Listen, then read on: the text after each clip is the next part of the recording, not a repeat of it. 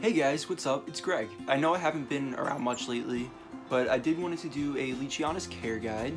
So this is my Leachianus Gecko. He is gonna turn a year old in May. I believe May 25th is his hatch date. I got him at the White Plains Reptile Expo, and I've almost had him for, I'm gonna say, like close to 10 months now. They're definitely really beautiful geckos, and they make surprisingly good pets. Leachianus geckos are the world's largest gecko species, so he is going to get really big. They can get from 12 to 18 inches in length, and they are from the island of New Caledonia, which is the same region as crested geckos are from. Now their care is definitely very similar to crested geckos, however, there are some slight differences that you will have to make for the species. And this species is also more hard to come by than a crested gecko, and they're definitely a lot more pricey than your average crested gecko. Crested geckos are more readily available. You could get them at any pet store pretty much, like Petco, PetSmart. But Leachianus geckos, you could pretty much only get them from either breeders, reptile shows, or specialty reptile shops. And like I said earlier, the price tag is very different from the crested gecko. This little one was, I think, $450, which is way more than you would choose for any crested gecko morph, I would think. I mean, there might be some that are a lot more expensive, but like your average crested gecko you could get for just like $50 around there. So I definitely wouldn't recommend this species for a first time gecko for somebody, just because of their care requirements. They are more pricey, they do require a larger habitat than a crested gecko. Adult Leachianus geckos should be in anything no smaller than a 18 by 18 by 24 tank, and I think that goes to maybe about, I'm gonna say a 30 gallon. This one is really small still because he's not even a year old. They do take their time to grow, so he does have a lot of growing to do, and he will be really big one day. I don't advise housing them with any other kind of animal. Some species you can get away having communal tanks. Leachianus, I will not recommend it whatsoever because they are very territorial. They will end up eating whatever they can fit in their mouth, and especially as they grow, they would probably turn around and eat anything, especially if you tried to put it with like a crested gecko. As adults, these geckos have been known to eat mice, which is way different than most geckos. Most geckos tend to be mostly insectivores. However, the Leachianus gecko is an omnivore. It does require both plant and animal-based foods in its diet. They're mostly fruit eaters in the wild, so in captivity we like to mimic it by giving them either rapashi or another form of powderized gecko diet. This is the rapashi that I use feeding for my Leachianus. This is the same diet that I would recommend feeding a crested gecko. It's very nutritious for Leachianus. This is what they would get most of their plant-based nutrition from. And it's just a powder that you kind of mix with water in a little cup, and then I have a little shelf kind of thing in his enclosure that the cup kind of just sits in, and he can kind of just go and lick it up whenever he wants. For insects, it's very important to give them a variety of things. It kind of depends on your gecko. Some geckos are more picky when it comes to insects. Mine actually prefers crickets over anything else. I do have a dubia roach colony. She will eat them on occasion, but I have found that some of the dubia roaches tend to just live in her tank as opposed to her eating them. I don't know.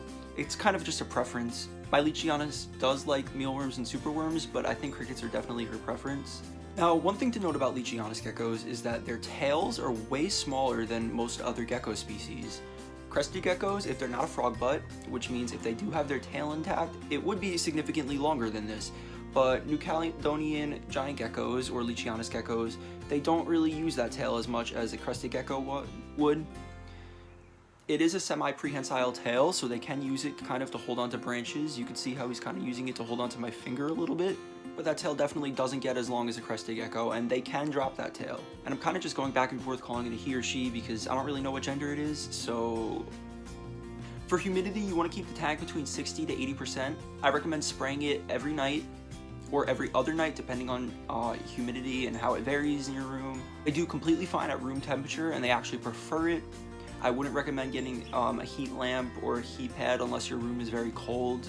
They do perfectly at like normal room temperature between 68 and 72. And they are arboreal species. You can see he's trying to climb, which means that they do live in the trees.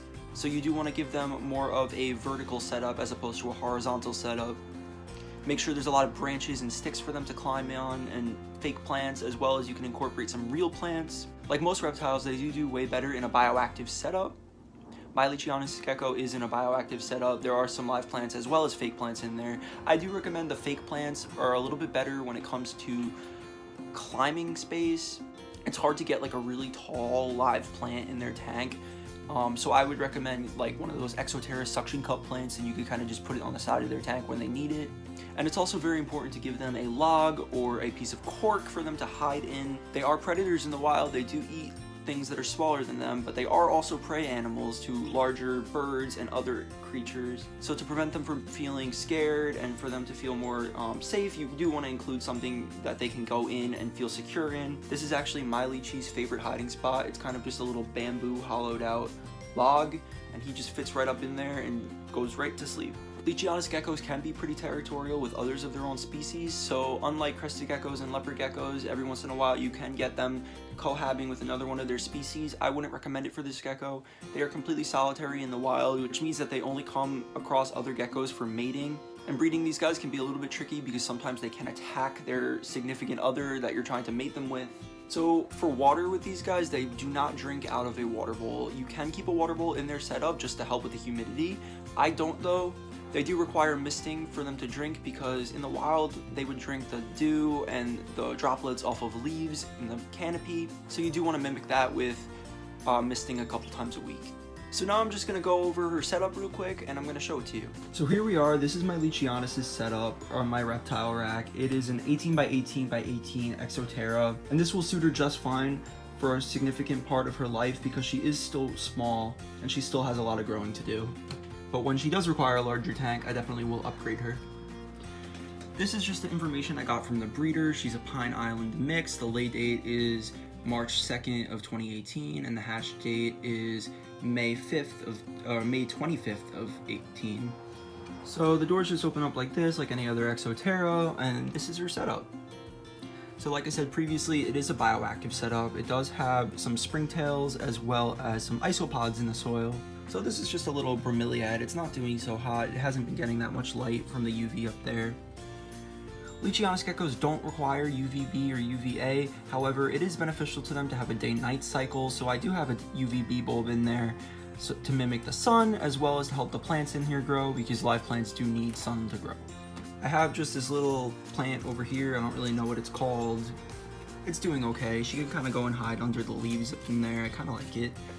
I have an umbrella plant in the back. It's starting to grow a little bit bigger. And then I have this in the back. I don't really know what it's called. It kind of reminds me of a caladium a little bit. If anybody knows the name of that plant, let me know. And then, like I said previously, I do have some fake plants in here too, just to help with areas for her to hide. She's currently sitting on this fake plant.